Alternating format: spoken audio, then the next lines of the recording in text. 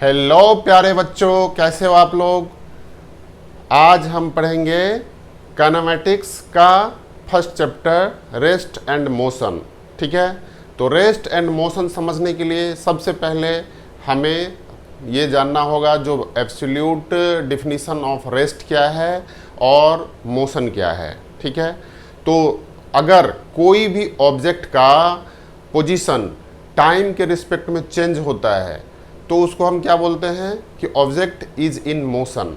अगर कोई भी ऑब्जेक्ट का पोजीशन टाइम के रिस्पेक्ट में चेंज नहीं होता है तो हम बोलते हैं ये रेस्ट में है। क्या यह डिफिनीशन एब्सोल्यूट है? नो।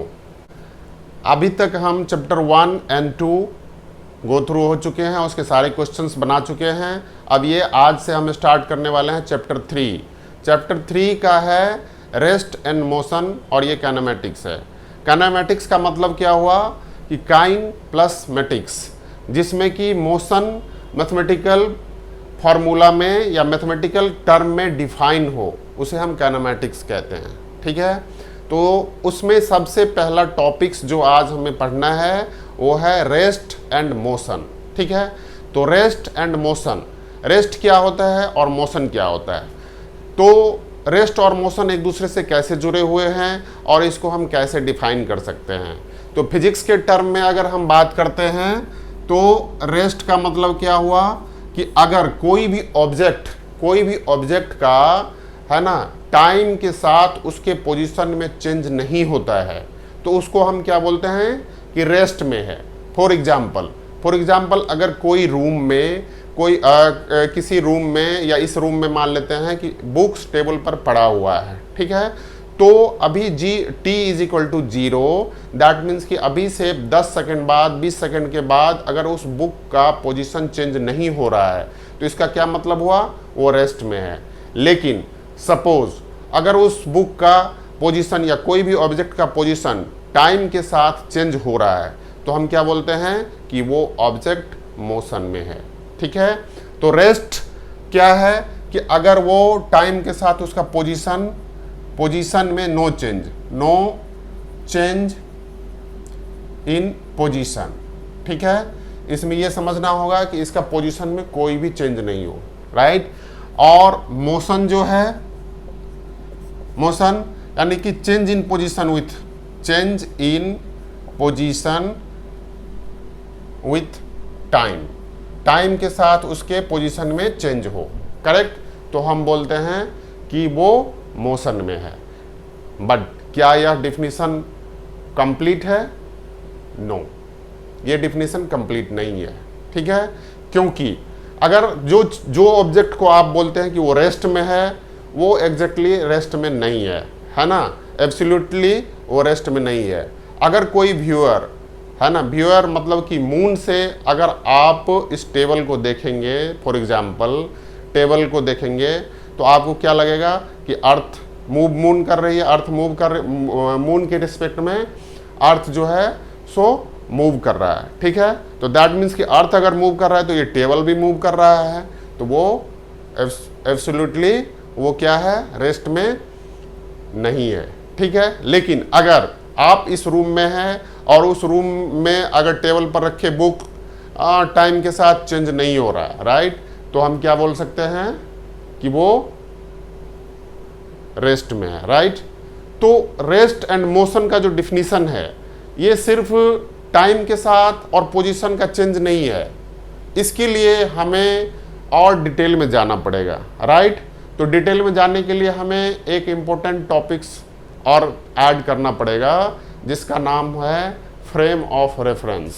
फ्रेम ऑफ रेफरेंस क्या होते हैं कि डायमेंशनल एनालिसिस करना है हमें कि वो ऑब्जेक्ट जो है सो उस पर्टिकुलर फ्रेम ऑफ रेफरेंस क्या है यहाँ पर, व्यूअर मतलब जो देखने वाले हैं उसके रेफरेंस में वो उसका पोजीशन चेंज हो रहा है कि नहीं। अगर उसका पोजीशन उसके रेफरेंस में चेंज हो रहा है तो हम बोलते हैं कि वो मोशन में है। अगर उसका पोजीशन चेंज नहीं हो रहा है तो हम क्या बोलते हैं कि वो रेस्ट में है, राइट। तो सबसे पहला चीज़ जो है सो हमें समझना चाहिए, समझते हैं, चलिए आइए हम समझते हैं कि सबसे पहले ये समझते हैं, एक हम एक्सिस ड्रॉ करते हैं, ठीक है। ये हो गया एक्स एक्सिस, ये वाई एक्सिस और ये जेड एक्सिस, 3 डायमेंशन हम ड्रॉ करते हैं, ठीक है। और ये इसका ओरिजिन लेते हैं। अगर कोई भी ऑब्जेक्ट जो है सो मान लेते हैं इस डायरेक्शन में, एक्स डायरेक्शन में स्ट्रेट लाइन में मूव कर रहा है, ठीक है। और इसमें हम ऐड कर देते हैं टाइम रेफरेंस ऐड कर देते हैं, ठीक है। तो अगर इसका पोजीशन, इनिशियल पोजीशन 0 है और 0 में time x is equal to 0 है और एक certain time is equal to 5 second में इसका पोजीशन अगर मान लेते हैं 10 मीटर हो गया, तो हम क्या बोल सकते हैं कि यह जो ऑब्जेक्ट है वो स्ट्रेट लाइन में मूव कर सकता है। और इस ग्राफ से आप देख सकते हैं कि यह जो ऑब्जेक्ट मूव कर रहा है वो किस डायरेक्शन में, एक्स डायरेक्शन में, सिंगल डायरेक्शन में मूव कर रहा है। तो इसको हम बोलते हैं one dimensional motion, one dimensional motion, यानी कि ऑब्जेक्ट जो है सो सिंगल डायरेक्शन में मूव कर रहा है, इसलिए हम इसको वन डायमेंशनल मोशन बोलेंगे, या बोलेंगे motion in a straight line, यानी कि इसका जो मूवमेंट है किसी पार्टिकुलर स्ट्रेट लाइन में है। लेकिन अगर इसका मोशन अगर इस टाइप से रहता तो ये कौन सा डायमेंशन में होता, बता सकते हैं आप देख सकते हैं कि इसका 0 रेफरेंस के मतलब ओरिजिन के रेफरेंस में इसका y एक्सिस में भी बढ़ रहा है पोजीशन और फिर घट रहा है, और इस तरह से इसका पोजीशन y और x दोनों में मूव कर रहा है, ठीक है। तो ये क्या हो गया, ये है motion in plane.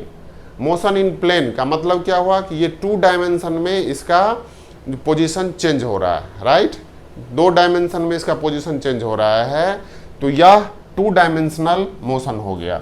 Motion in plane का 2 डायमेंशनल एग्जाम्पल हम ले सकते हैं, बेटर एग्जाम्पल जो है वो प्रोजेक्टाइल मोशन है, जो कि इस चैप्टर में हम डिस्कस करेंगे। तो प्रोजेक्टाइल मोशन में क्या है कि मान लेते कोई ऑब्जेक्ट जो है सो प्रोजेक्टाइल जो है सो यहाँ से थ्रू हुआ और O से लेके B तक पहुँच गया, ठीक है। तो आप देखेंगे कि यहाँ पर जो है इसका कंपोनेंट ये x एक्सिस है और ये y एक्सिस है, तो दोनों एक्सिस में इसका पोजीशन चेंज हो रहा है, राइट। तो जब भी कोई भी पार्टिकल का पोजीशन बोथ एक्सिस में चेंज होता है तो उसको हम क्या बोलते हैं, उसको बोलते हैं 2 डायमेंशनल मोशन। लेकिन कुछ ऐसे भी केसेस होते हैं जिसमें कि ऑब्जेक्ट का पोजीशन तीनों डायमेंशन में मूव करता है। फॉर एग्जांपल जैसे गैस मॉलिक्यूल है, ठीक है। गैस मॉलिक्यूल का पोजीशन जो है सो तीनों डायमेंशन में चेंज होता है ना। तो इसको हम क्या बोलेंगे, 3 डायमेंशनल मोशन, राइट। तो इसको समझने के लिए सबसे इम्पोर्टेंट टॉपिक्स जो 3 डायमेंशनल मोशन है वो हमें फिजिक्स में नहीं पढ़ना है। First dimension single dimension and second dimension, 2 dimension motion हमें एनालिसिस करना है, राइट। तो अभी सबसे पहले जो है सो हम देखते हैं कि नेक्स्ट एग्जाम्पल देते हैं कि अब कोई भी ऑब्जेक्ट जो है, एक एग्जाम्पल लेते हैं रेस्ट और मोशन को कंटिन्यू करते हुए कि ट्रेन कंपार्टमेंट में आप अगर बैठे हुए हैं और आपके रिस्पेक्ट में जो दूसरा पैसेंजर है उसी में बैठा हुआ है, वो रेस्ट में है या मोशन में है, आप बता सकते हैं। बिल्कुल वो रेस्ट में है, ठीक है, क्योंकि उसका पोजीशन आपके रिस्पेक्ट में चेंज नहीं हो सकता। आप अपने आप को अगर ओरिजिन मान लेते हैं और पैसेंजर बी को आप एज ए कोई ऑब्जेक्ट मान लेते हैं, तो उसका उस ऑब्जेक्ट का पोजीशन उसमें चेंज नहीं हो रहा है, राइट। तो अगर प्लेटफॉर्म के रिस्पेक्ट में क्या है, ट्रेन मूव कर रही है, राइट, ट्रेन मूव कर रही है, तो प्लेटफॉर्म के रिस्पेक्ट में या रेफरेंस में ट्रेन मूव कर रही है, तो train is in motion with respect to platform, right. दूसरा टॉपिक्स है जो हम डिस्कस करने जा रहे हैं वो है डिस्टेंस एंड डिस्प्लेसमेंट, ठीक है। डिस्टेंस एंड डिस्प्लेसमेंट क्या होता है, इसको समझने के लिए सबसे पहले हम क्या करते हैं, एक मान लेते हैं कि ग्राफ ड्रॉ करते हैं, सिंपल एक है ना। मान लेते हैं ये एक्स एक्सिस है और ये वाई एक्सिस है, ठीक है। तो अगर कोई भी ऑब्जेक्ट जो है ऑब्जेक्ट यहाँ से चला और पॉइंट बी पर पहुँच गया, ठीक है। और पॉइंट बी जाने के लिए कितने रास्ते हो सकते हैं? मल्टीपल रास्ते हो सकते हैं, राइट। ओ से स्टार्ट करके अगर पॉइंट बी पर पहुंचा तो एक रास्ता ये भी हो सकता है, दूसरा रास्ता ये भी हो सकता है, जिसको हम बोल सकते हैं कि ओ ए बी, ये बोल सकते हैं ओ सी बी। तीसरा रास्ता ऐसे भी जा सकते हैं, मतलब मल्टीपल रास्ते से आप पॉइंट बी तक पहुंच सकते हैं, ठीक है। और थर्ड जो सिंपलेस्ट रास्ता है वो डायरेक्ट ओ क्यू बी मान लेते हैं, ये रास्ता है, ठीक है। तो यहाँ पर आपको क्या देखने को मिल रहा है कि जो सिंपलेस्ट रास्ता है बिटवीन टू पॉइंट ओ और बी, इसको हम क्या बोलते हैं? डिस्प्लेसमेंट बोलते हैं। तो डिस्प्लेसमेंट क्या है कि two position of object between two points, final destination का जो इसका पोजीशन है वो डिस्प्लेसमेंट हो गया। लेकिन ये सारे जो ओ A B, O C B और ये जो ग्राफ के थ्रू यहाँ पर पहुंचा, ये क्या हो गया? डिस्टेंस हो गया, करेक्ट। तो डिस्टेंस एंड डिस्प्लेसमेंट जो है उसमें क्या डिफरेंस है? तो आप देखेंगे कि डिस्टेंस जो है so most of the cases में क्या है? डिस्प्लेसमेंट से बड़ा है, राइट। और कभी कभी ऐसे होता है कि डिस्टेंस और डिस्प्लेसमेंट सेम हो सकते हैं, ठीक है। तो हम ये बोल सकते हैं कि डिस्टेंस जो है सो डिस्प्लेसमेंट से या तो बड़ा होगा या इक्वल टू होगा, करेक्ट। तो इसको हम इसको ओ टू बी तक जो ऑब्जेक्ट पहुंचा, ठीक है, तो क्या हो गया? ये उसका डिस्प्लेसमेंट हो गया। तो डिस्टेंस क्या है? डिस्टेंस आपका जो है सो स्केलर क्वांटिटी है। डिस्टेंस क्या है? ये एक स्केलर क्वांटिटी है, राइट। और डिस्प्लेसमेंट क्या है? डिस्प्लेसमेंट एक वेक्टर क्वांटिटी है। वेक्टर क्वांटिटी मतलब यदि आपको डिस्प्लेसमेंट समझना है तो ओ से लेके बी तक जो ऑब्जेक्ट मूव किया, ठीक है, तो इसका ये जो मैग्नीट्यूड है ओ बी, ये भी आपको समझना पड़ेगा। O B magnitude of O B plus इसका डायरेक्शन, यानी कि डायरेक्शन जो है सो क्या है? ओ बी का डायरेक्शन, दोनों समझना पड़ेगा आपको डिस्प्लेसमेंट निकालने के लिए, राइट। तो क्या है कि हमारा डिस्टेंस और डिस्प्लेसमेंट में ये बेसिक डिफरेंस होते हैं, ठीक है। अब इसको समझने के लिए हम कोई एक क्वेश्चन देखते हैं, ठीक है। ये क्वेश्चन है कि मान लेते हैं कि कोई पर्सन है ना, सर्कुलर पाथ पर वो ट्रैवल करता है, और उसका जो रेडियस है वो है 40 मीटर, राइट। तो इसको हम देख सकते हैं कि मान लेते हैं एक एग्जांपल लेते हैं डिस्टेंस और डिस्प्लेसमेंट को मोर डिटेल में समझने के लिए, कि मान लेते हैं कि ये एक सर्कुलर पाथ है ए टू बी और इसका ओरिजिन ओ है। तो एक बंदे यहाँ से ए से स्टार्ट करके और बी तक पहुँचते हैं। इसका जो रेडियस है 40 मीटर है, राइट। इसका रेडियस 40 मीटर है, राइट। तो इसका डिस्टेंस कितना होगा? तो इसका डिस्टेंस निकालने के लिए आप क्या करेंगे? ये सर्कुलर हाफ सर्कल है, ठीक है। तो डिस्टेंस क्या हो जाएगा? अगर हम इसको ए सी बी बोलते हैं तो डिस्टेंस यहाँ पर आप अगर निकालना चाहें तो डिस्टेंस इज इक्वल टू क्या होगा कि actual path travelled by the person, जो एक्चुअल पाथ ट्रैवल उसने किया ये उसका डिस्टेंस हो जाएगा, राइट।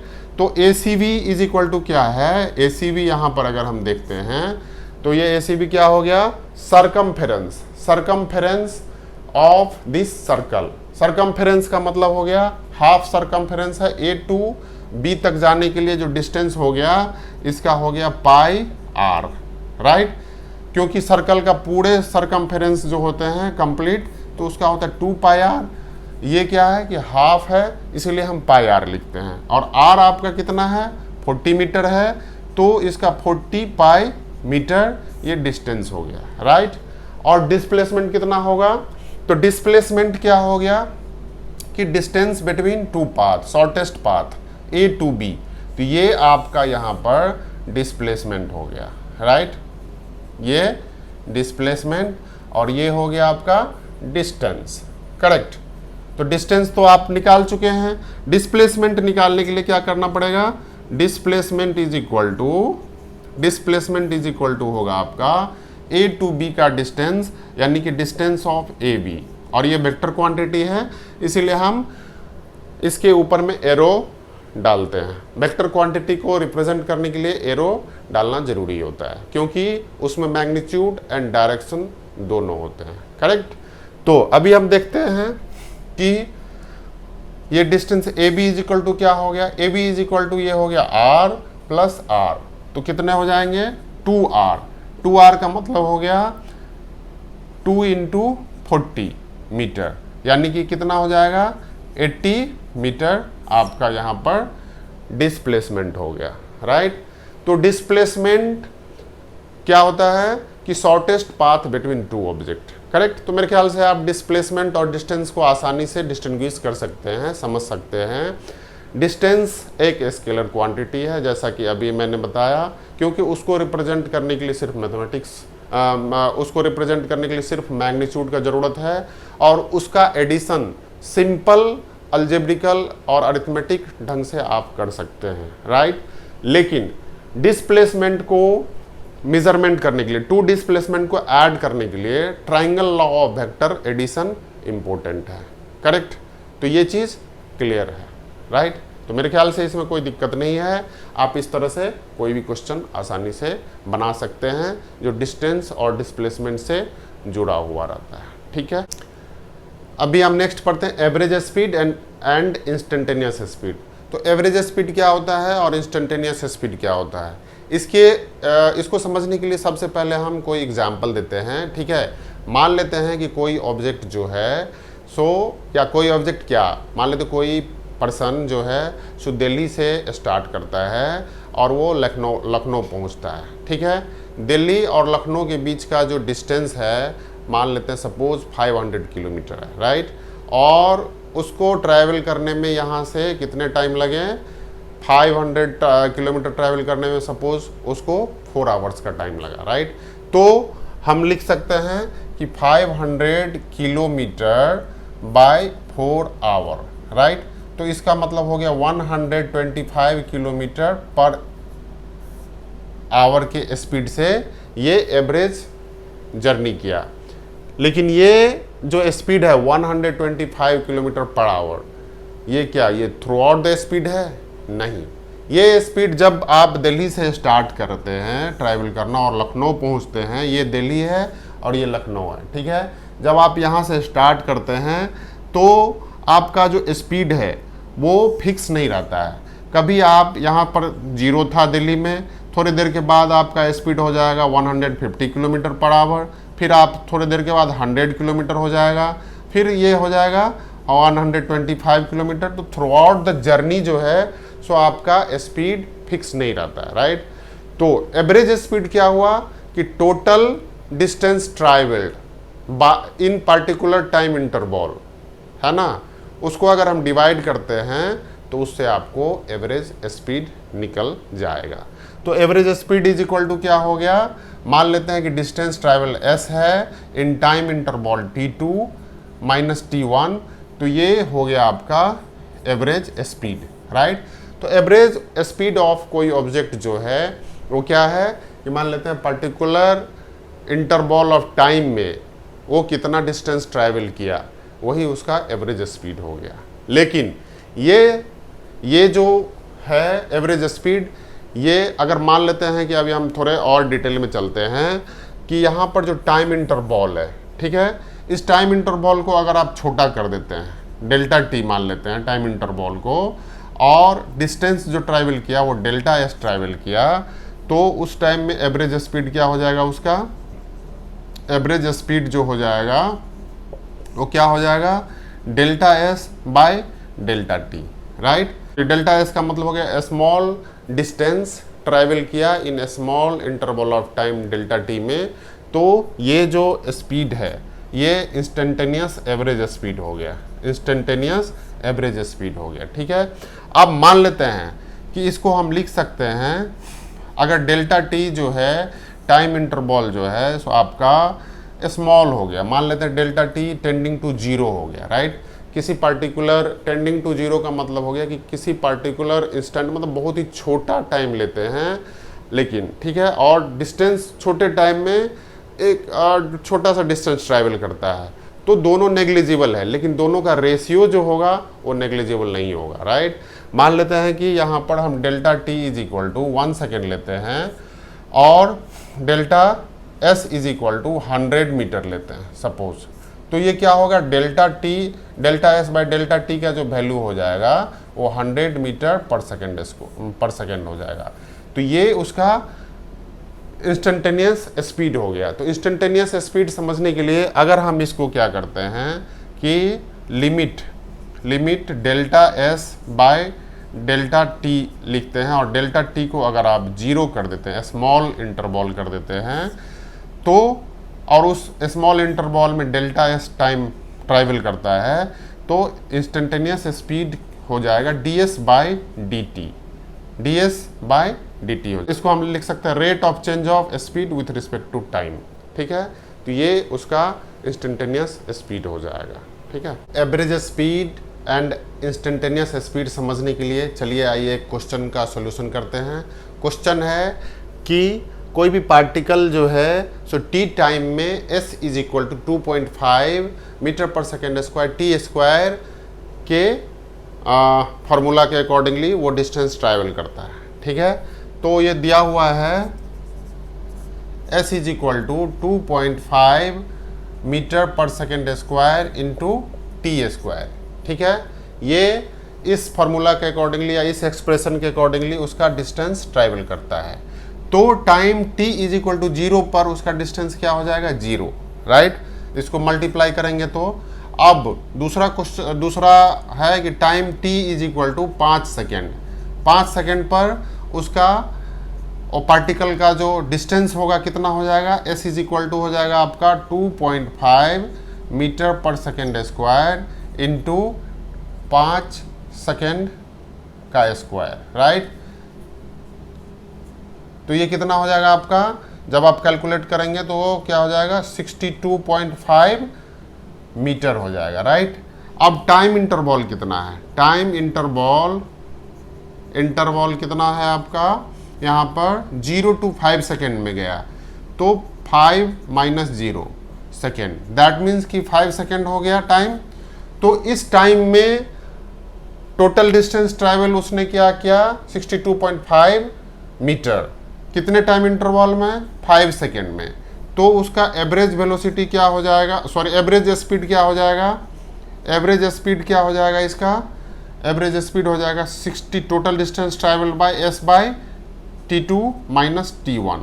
तो यहाँ पर s कितना है आपका 62.5 मीटर, s मतलब टोटल डिस्टेंस ट्रैवल किया उसने, और टाइम इंटरवल है 5 सेकेंड। तो ये कितना हो जाएगा आपका 12.5 मीटर सेकेंड हो जाएगा, करेक्ट। अब नेक्स्ट जो है क्वेश्चन, ये ए पार्ट ए हो गया। अब बी पार्ट में पूछ रहा है instantaneous speed at t is equal to 5 second. तो इंस्टेंटेनियस स्पीड यानी कि ये तो average speed throughout the journey रहा 0 to 5 सेकेंड, ठीक है। अगर हम इंस्टेंटेनियस स्पीड निकालेंगे तो क्या हो जाएगा, आप instantaneous s is equal to लिया हुआ है 2.5 metre per second square and t2 square, correct. तो इसको हम डिफ्रेंसिएशन करते हैं विथ रिस्पेक्ट टू टाइम, तो ds by dt is equal to यही इंस्टेंटेनियस स्पीड होगा, तो हो जाएगा 2.5 इंटू 2t, राइट।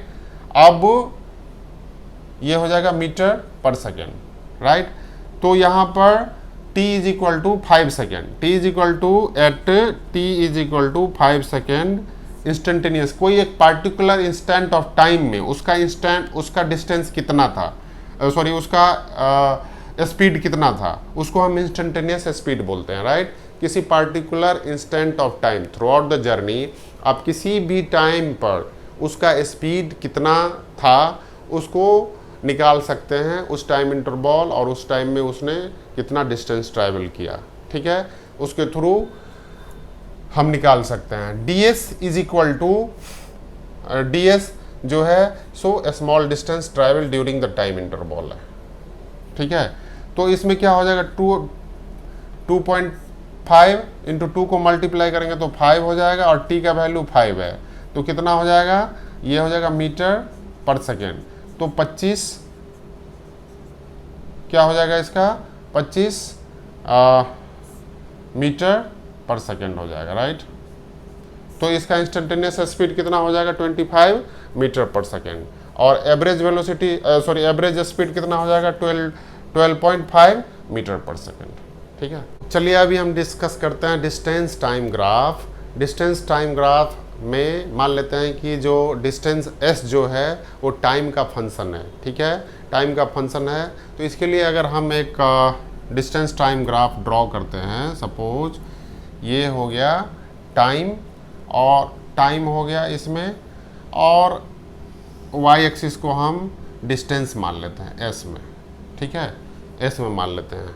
तो अगर ये ओरिजिन है और अगर ये इक्वेशन इस टाइप का कुछ है, राइट, तो इसमें मान लेते हैं कि टाइम t पर जो है, t पर ऑब्जेक्ट जो है, पार्टिकल जो है सो s डिस्टेंस ट्रैवल करता है, s डिस्टेंस ट्रैवल करता है टाइम t पर, राइट।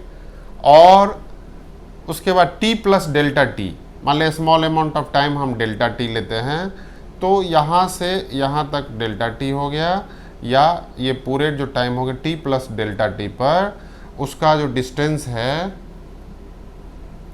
उसका डिस्टेंस कितना हो गया, ये डेल्टा s हो गया इन बिटवीन दिस वन। तो इसका डिस्टेंस हो गया आपका s प्लस डेल्टा s, मान लेते ट्रैवल करता है, ठीक है। तो इस ग्राफ से थोड़ा और हम डिटेल में जाते हैं, तो इसका अगर हम इसको ऐसे मिला देते हैं तो ये क्या हो गया, ये पार्ट जो है आपका यहाँ पर ये जो कर्व है, ठीक है, इस कर्व को आप देख सकते हैं ऐसे मिला दिए, ठीक है। तो ये जो डिस्टेंस, ये जो है ये इंटरवल, ये डेल्टा टी हो गया और ये हो गया delta S, right, delta S हो गया। अब मान लेते हैं, तो अब नेक्स्ट क्या मान लेते हैं हम इसको कि डेल्टा टी जो है, डेल्टा टी क्या है कि बहुत छोटा क्वांटिटी हो जाए और स्मॉल होते जाए, डेल्टा टी जो है सो छोटा होते जाए और ये लगभग 0 के बराबर हो जाए, ठीक है। जब 0 के बराबर हो जाए तो जो इसका स्लोप होगा, इस ग्राफ का स्लोप होगा, ये डेल्टा टी हमने छोटा लिया और डेल्टा एस और भी छोटा हो गया, राइट। ये एंगल यहाँ से अगर मान लेते हैं डेल्टा थीटा बन जाता है, तो क्या देखते हैं कि एवरेज स्पीड जो होगा, सॉरी स्पीड एक पर्टिकुलर इंस्टेंट ऑफ टाइम में, इस इंस्टेंट ऑफ टाइम में उसका स्पीड क्या हो गया, स्पीड जो है at instant of time, particular instant of time में क्या हो जाएगा आपका, ये हो जाएगा delta T, delta S by delta T, ठीक है। और इसको हम और प्रिसाइजली लिख सकते हैं कि स्लोप ऑफ दिस ग्राफ जो है, स्लोप ऑफ टेंजेंट या स्लोप ऑफ टेंजेंट को हम क्या लिख सकते हैं, यहाँ पर क्या लिख सकते हैं, स्लोप ऑफ टेंजेंट को limit delta T tending to 0 delta S by delta T लिख सकते हैं। तो इसको हम लिख सकते हैं D S by D T, right. तो किसी पार्टिकुलर इंस्टेंट ऑफ टाइम में डिस्टेंस टाइम ग्राफ में आपको उसका जो स्लोप होगा वो क्या देगा, उसका स्पीड देगा, ठीक है। तो उसका स्पीड जो है, कोई भी पार्टिकल का स्पीड जो है आप डिस्टेंस टाइम ग्राफ के निकाल सकते हैं। उसका स्लोप अगर आप निकाल लेते हैं तो स्लोप से आपको डिस्टेंस टाइम ग्राफ का स्पीड उस पार्टिकुलर इंस्टेंट में आसानी से निकल जाएगा, ठीक है। तो यही आपका इंस्टेंटेनियस स्पीड उस पर्टिकुलर इंस्टेंट ऑफ टाइम में निकाल सकते हैं। यह है distance time graph, distance time graph, distance time graph से, ठीक है। स्पीड टाइम ग्राफ, ठीक है। तो स्पीड टाइम ग्राफ समझने के लिए हम अभी एक पिक्चर ड्रॉ करते हैं। मान लेते हैं ये time interval t is equal to T1 और ये t is equal to T2, ठीक है। तो कोई भी ऑब्जेक्ट जो है या पार्टिकल जो है सो उसका मोशन इस तरह से है, ठीक है, इस तरह से इसका मोशन है, t is equal to T1 पर और t is equal to T2 पर, राइट। और ये स्पीड है, ठीक है। तो ये स्पीड हो गया और ये टाइम हो गया। मान लेते हैं कि पार्टिकल का जो स्पीड है, speed is equal to v at time t पर है, राइट। अब मान लेते हैं कि स्मॉल डिस्टेंस ds ट्रैवल करता है ना, डेल्टा t टाइम पर, तो इसको हम लिख सकते हैं ds is equal to v dt, correct. मान लेते हैं कि ये ऑब्जेक्ट जो है सो स्मॉल डिस्टेंस ds ट्रैवल करता है v डेल्टा t पर, तो इसको हम ऐसे लिख सकते हैं। अब नेक्स्ट चीज़ है, देखिए मान लेते हैं कि स्पीड टाइम ग्राफ से, है ना, एरिया, स्पीड टाइम ग्राफ का एरिया अगर आप कैलकुलेट करेंगे तो आपको क्या मिल जाएगा, उसका distance travel, total distance travel मिलेगा, ठीक है। मान लेते हैं ये पिक्चर को हम स्ट्रिप करते हैं, छोटे छोटे टाइम इंटरवॉल में डिवाइड कर देते हैं, छोटे छोटे टाइम इंटरवॉल में इसको डिवाइड कर देते हैं, करेक्ट।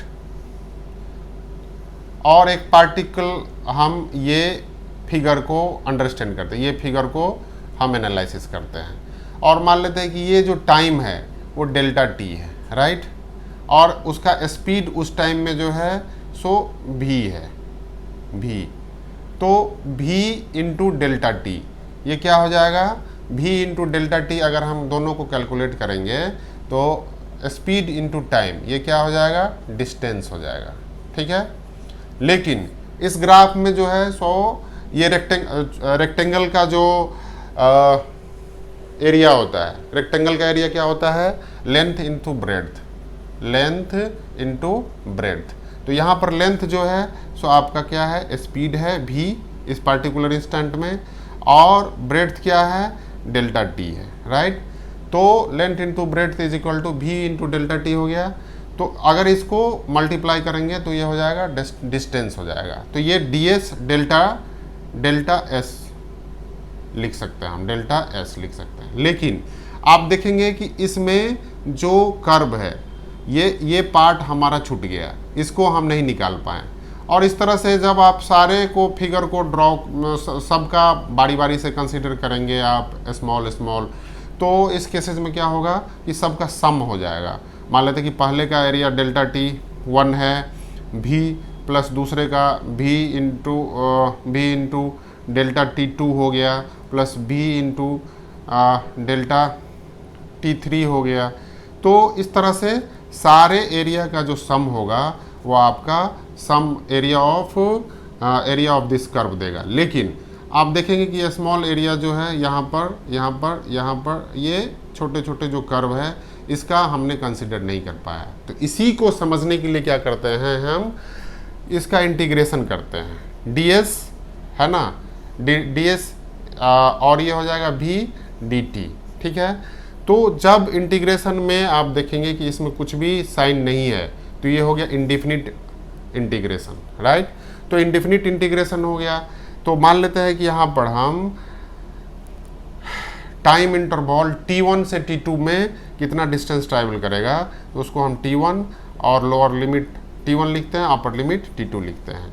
तो ये आपका जो हो गया सो क्या हो गया, distance travel in t1 to t2। तो distance travel in t1 to t2 क्या होगा कि area of speed time graph. Speed time graph में यदि आप एरिया निकाल लेंगे तो उससे आपको क्या मिल जाएगा, टोटल डिस्टेंस ट्रैवल निकल जाएगा, ठीक है। तो इसको समझने के लिए चलिए हम एक क्वेश्चन सॉल्व करते हैं। जैसा कि हम सीख चुके हैं कि स्पीड टाइम ग्राफ से आपको क्या मिलता है, उसका एरिया अगर आप निकालेंगे स्पीड टाइम ग्राफ से तो क्या मिलेगा, डिस्टेंस ट्रैवल बाय ऑब्जेक्ट मिलेगा, ठीक है। इससे इसको और अच्छे से समझने के लिए हम क्या करते हैं, एक क्वेश्चन सोल्व करते हैं। ठीक है, इस क्वेश्चन में है कि find the distance travel bye particle during time interval 0 से 3 सेकेंड के बीच में, 0 से लेके 3 सेकेंड के बीच में कितना डिस्टेंस ट्रैवल किया, ये निकालना है। ठीक है, तो ये ग्राफ जो है स्पीड टाइम ग्राफ में, और y एक्सिस में स्पीड है मीटर पर सेकंड में, और x एक्सिस में क्या है, टाइम है। तो इसका एरिया, ये O मान लेते हैं कि कोई ट्राइंगल है OAB। ठीक है, तो इसका क्या हो जाएगा, area of triangle OAB is equal to क्या हो जाएगा आपका, half into OA into BA, right. यही होता है राइट एंगल ट्राइंगल का जो, या कोई भी ट्राइंगल का जिसका कि हाइट दिया रहेगा, तो उसका एरिया आप आसानी से निकाल सकते हैं बाय यूजिंग दिस फार्मूला। तो half OA is equal to क्या हो गया, यहाँ पर 3 सेकेंड हो गया टाइम इंटरवल, तो 3 सेकेंड, और BA इज इक्वल टू क्या हो गया, 6 मीटर पर सेकेंड, राइट। तो ये कितना हो जाएगा, 3 से कैंसिल हो जाएगा, तो 9 मीटर हो जाएगा आपका टोटल डिस्टेंस ट्रैवल। तो इस ग्राफ से हमें क्या सीख मिलता है कि स्पीड टाइम ग्राफ से आप अगर उसका एरिया निकालते हैं तो आपको क्या मिल जाता है, आपको मिलता है टोटल डिस्टेंस ट्रैवल।